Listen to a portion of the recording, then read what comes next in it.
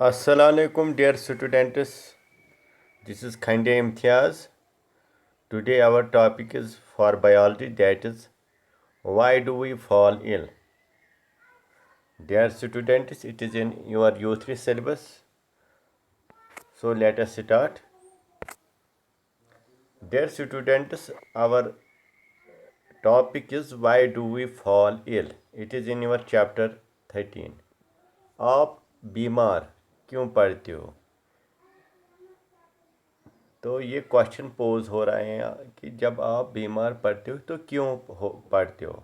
Y do we fall ill? Let us understand why we fall ill. Dear students, first of all, we will give introduction about the health. What is mean by health?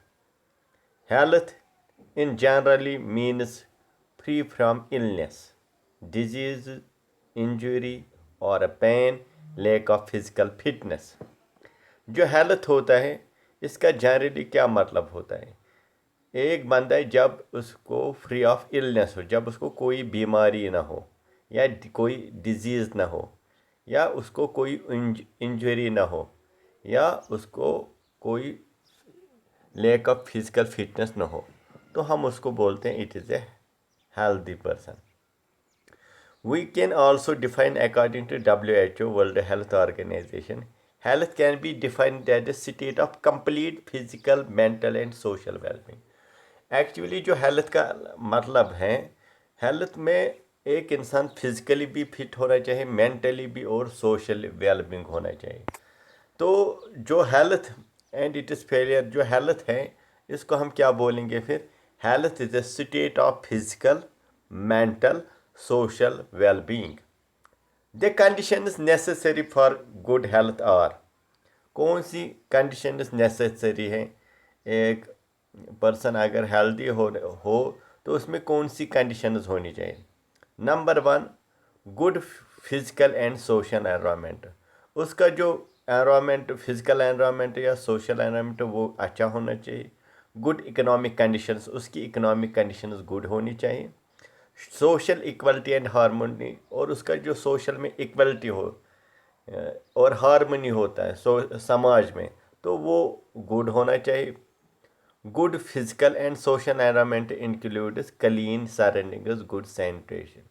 Good physical and social environment का मतलब क्या है? उसके अंदर आसपास जो है surrounding वो क्लीन होना चाहिए, गुड सैनिटेशन होना चाहिए, प्रॉपर गार्बेज ऑफ डिस्पोजल, जो भी डिस्पोज होता है घरों से वो प्रॉपरली डिस्पोज हो, गार्बेज डिस्पोज हो, एंड क्लीन ड्रिंकिंग वाटर, उसके पास क्लीन ड्रिंकिंग वाटर अवेलेबल हो. तो गुड इकोनॉमिक कंडीशन जो होती है, इट इंक्लूडेड जॉब अपॉर्चुनिटीज़, इसके पास जॉब हैं for all the for earning to have a nutrition food, ताकि ये न्यूट्रिशन फूड अर्न कर सके and lead a healthy life. तो social equality and harmony are necessary for the healthy and peaceful life. तो जो social equality और harmony ये ज़रूरी है पीसफुल लाइफ के लिए, ये चीज़ें ज़रूरी हैं. अब हम देखेंगे तो हमें अब समझ आ गया है what are the important characteristics of a person having good health. अगर एक बंदा उसके पास, उसको हम कब कहेंगे कि इसके पास गुड हेल्थ है? उसमें कौन कौन सी खूबी होनी चाहिए, उसमें कौन से कैरेक्टर्स होने चाहिए? Number 1, free from sickness and disease. एक तो वो उसमें कोई भी सिकनेस ना हो, कोई भी डिजीज़ ना हो.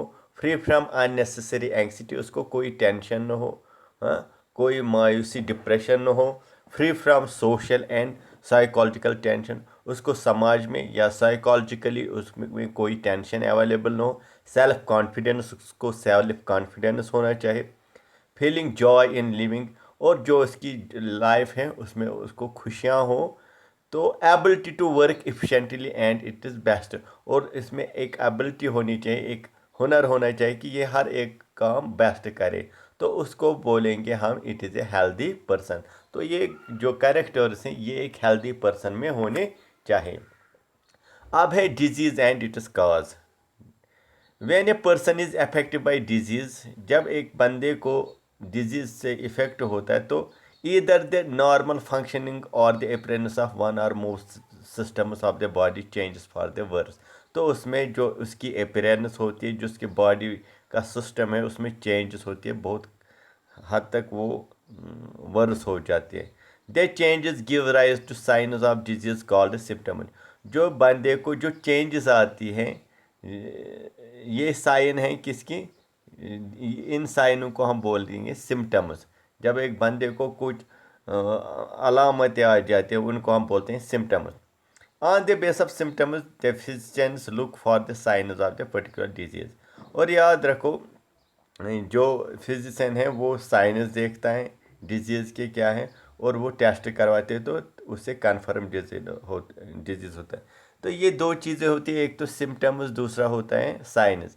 सिम्टम्स वो होते हैं जो हर बीमारी का जो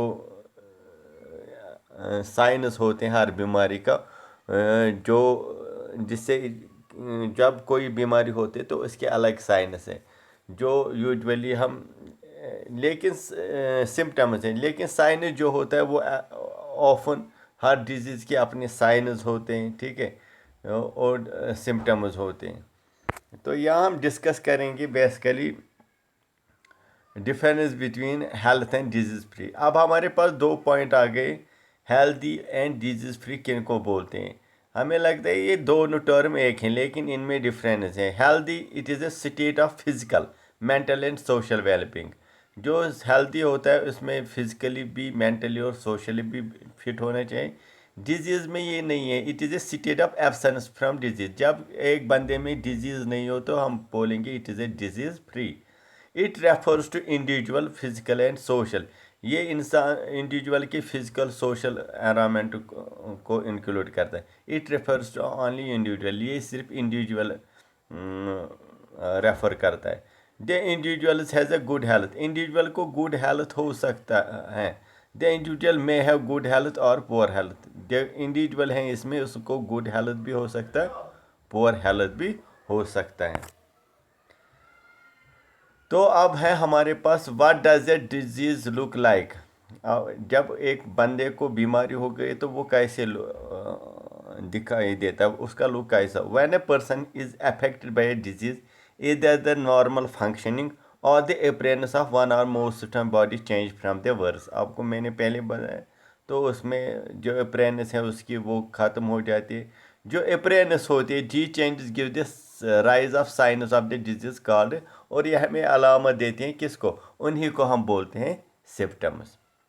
on the base of symptoms, जो आपको मैं फिजिशियन जो होता है, जब ये सिम्टम्स और साइंस को देखता है तो ये with the help of conducted test तो ये कंफर्म करता है डिजीज़ कौन सी डिजीज़ है। तो डिजीज़ क्या होता, मैंने पहले बताया ये डिजीज़ होते हैं ना, इसके भी टाइप्स हैं। What are the types of disease, disease are different types. तो यहाँ हम कुछ डिजीज़ के टाइप्स हम डिस्कस करेंगे। Let us start with the first one is that is acute disease, और दूसरा है chronic disease. Acute disease which lasts only for short period of time. Acute disease वो बीमारियाँ होती है जो बहुत कम अरसे तक रहती है। For example and not have a long term effect on health, यानी और इन पे हेल्थ पे ज़्यादा असर नहीं पड़ता है। फॉर एग्जांपल कोल्ड, बुखार हुआ है, फीवर हुआ है, कफ हुआ है, टाइफाइड, कॉलरा है, ये जो बीमारी हैं, ये जो डिजीज, ये 2 3 4 दिन तक रह सकते, 5 दिन तक रह सकते, और फिर रिकवर जल्दी होता है। तो इनको बोलते हैं एक्यूट डिजीज़। अब है हमारे पास क्रोनिक डिजीज़ और disease which last for long time. Chronic disease जो होती है ना, वो लॉन्ग टाइम, बहुत दिनों तक रहती है, and has a long term drastic effect on health, और ये इनका बहुत ही इफेक्ट होता है हेल्थ पे। फॉर एग्जांपल हम लेंगे डायबिटीज़। ये डायबिटीज़ जो हुआ है ना, तो ये बहुत सालों तक रहता है, इवन अप टू डेथ रहता है। ट्यूबरकुलोसिस के भी ये बहुत दिनों सालों तक रहती है। एल्फेंटिसिस, एर्थेंसिस या कैंसर, ये डिजीज़ 2 3 दिन के बाद रिकवर नहीं होते हैं, इसको बहुत रिकवर करने में बहुत साल लगते हैं, बहुत महीने लगते हैं। तो इनको हम बोलते हैं क्रोनिक डिजीज़। एक्यूट डिजीज़ में मैंने आपको बोला जो सिर्फ शॉर्ट पीरियड ऑफ टाइम होती है और उसका लॉन्ग टाइम इफेक्ट नहीं है। तो मैंने पहले बोला कफ है, छाती खराब हो गया या ज़ुकाम होता है, तो इनको हम बोलते हैं एक्यूट, क्योंकि ये बहुत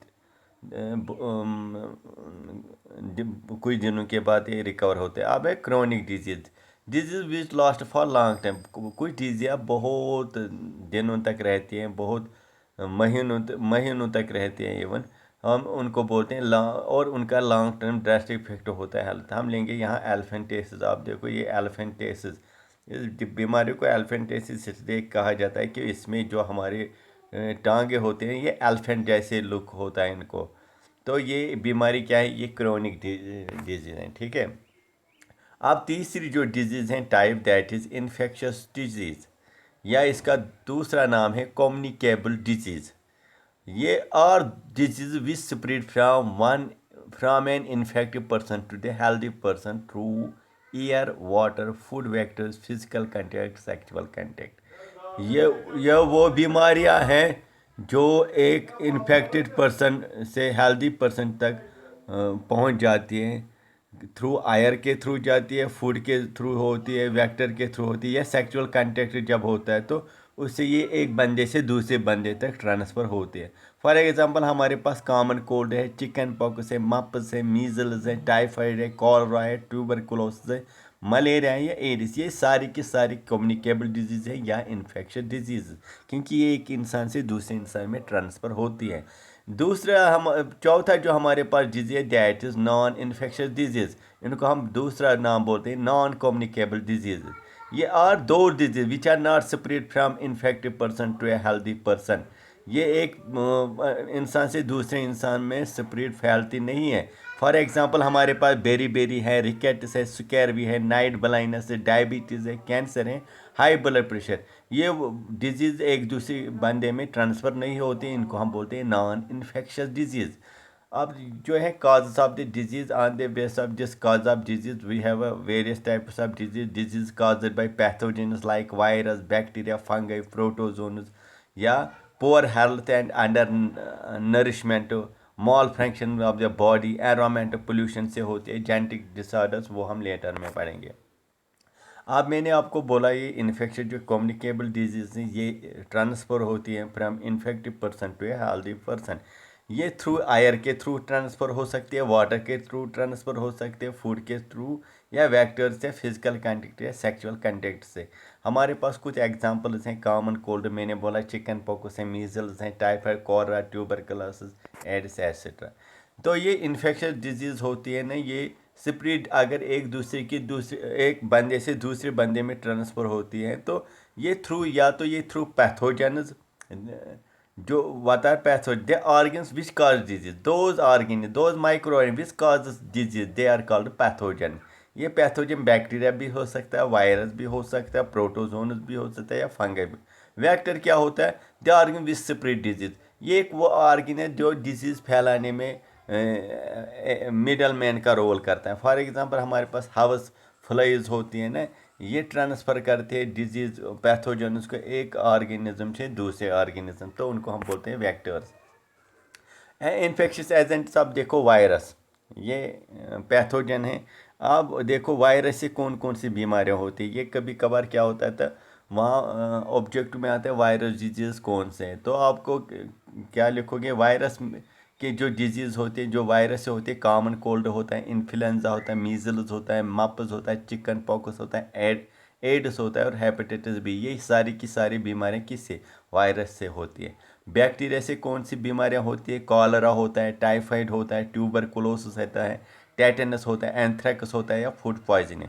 फंगई से क्या होता है, फंगई से स्किन इन्फेक्शन होता है, जो हमारे चेहरे को, या हम डैंड्रफ होता है, ये डैंड्रफ होता है बालों में, ये सारी की सारी क्या है, फंगल इन्फेक्शन है। प्रोटोजोनस क्या है, प्रोटोजोनस से कौन कौन से, मलेरिया होता है, काला अजहर होता है, एम्यूबेटिक डिसेंट्री होता है, स्लीपिंग सिकनेस, ये प्रोटोजोन डिजीज है। और वर्म से आपने इंटेस्टाइन इन्फेक्शन होता है, या एल्फेंटेसिस जो आपने पिछली बार क्लिप में देखा, वो इसी वर्म से होता है। जो नॉन इन्फेक्शस डिजीज़ होते हैं जो जिनको हम नॉन कम्युनिकेबल डिजीज़ बोलते हैं, वो किससे होते हैं, वो होते हैं कुछ केमिकल से या कुछ पोल्यूटेंट से होती है। उनका जो कॉजेटिव फैक्टर हैं वो हम disease which are not spread from infected person to healthy person. जो डिजीज़ स्प्रेड नहीं होती है एक दूसरे, उनको हम बोलते हैं non. For example beri beri, ये food due to deficiency of vitamin B complex होता है। रिकेट्स, ये due to deficiency of vitamin D होता है। स्कैरवी, ये due to deficiency of vitamin C होता है। Night blindness, it is due to deficiency of vitamin A. Diabetes, ये insulin जब हमारे बॉडी में जब पैनक्रियाज इंसुलिन सिक्रीट नहीं करता तो उससे होता है डायबिटीज़। या कैंसर जो होता है, ये कार्कोजेनस जो केमिकल्स होते हैं उससे, या हाई ब्लड प्रेशर होता है। ये सारे के सारे नॉन कम्युनिकेबल डिजीज़ हैं। कॉज ऑफ द डिजीज़, अब आपने देखा कि डिजीज़ के कारण क्या हैं। या तो पैथोजन हो सकता है, वायरस हो सकता है, बैक्टीरिया, फंगस, प्रोटोजन, इससे हो सकता है। जेनेटिक डिसऑर्डर, जो हमें हम पेरेंट टू ऑफ स्प्रिंग जो बीमारियाँ ट्रांसफ़र होती हैं उनको बोलते हैं जेनेटिक डिसऑर्डर, जिसमें क्रोमोसोम्स में कुछ म्यूटेशन हो, या जेनेटिक डिसऑर्डर हो, या जेनेटिक्स में कुछ इधर उधर जीन्स में कुछ हो तो उनको बोलते हैं जेनेटिक डिसऑर्डर्स। ये ट्रांसफ़र होते हैं from parent two of spring. इसमें आपने डाउन सिंड्रोम देखा है, ये सिकल सेल एनीमिया है। एनवायरमेंट पोल्यूशन से आपको मालूम है बहुत से कफ होता है, अस्थमा प्रॉब्लम हो जाती है एनवायरमेंट पोल्यूशन से, ठीक है। या माल फंक्शन बॉडी पार्ट, अगर आपके बॉडी में कोई पार्ट फंक्शन प्रॉपरली नहीं कर सकता, फॉर एग्जाम्पल किडनी फेलियर में आप देखो, जब किडनी प्रॉपरली फंक्शन नहीं करता है, या लिवर फेलियर होता है, या हार्ट फेलियर हो जाता है, जब ये ऑर्गन्स प्रॉपरली फंक्शन नहीं करते तो उनको बोलते हैं malfunctioning of the body parts. Poor health and under, अगर हम पुअर हेल्थ होगा या अंडर नरिशमेंट, अब अगर हम अच्छा खाना नहीं खाएंगे तो न्यूट्रिश फूड नहीं खाएंगे तो उससे न्यूट्रेंट डिफिशिएंसी डिजीज़ होगी। तो ये भी कारण है different disease. Thanks thank you for your attention. Hope आपने ये जो लेसन है पूरी तरह से, जो ये क्लिप है पूरी तरह से अंडरस्टैंड